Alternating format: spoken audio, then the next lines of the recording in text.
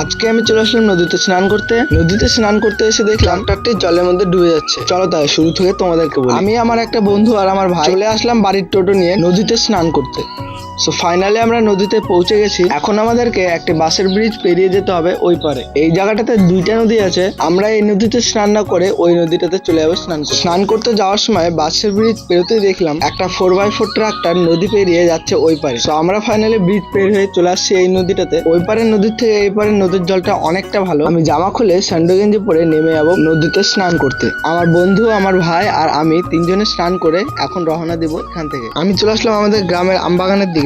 আমার একটা বন্ধু আর একটা দাদা দুজনে নিয়ে চলে আসলো আম খাওয়ার জন্য।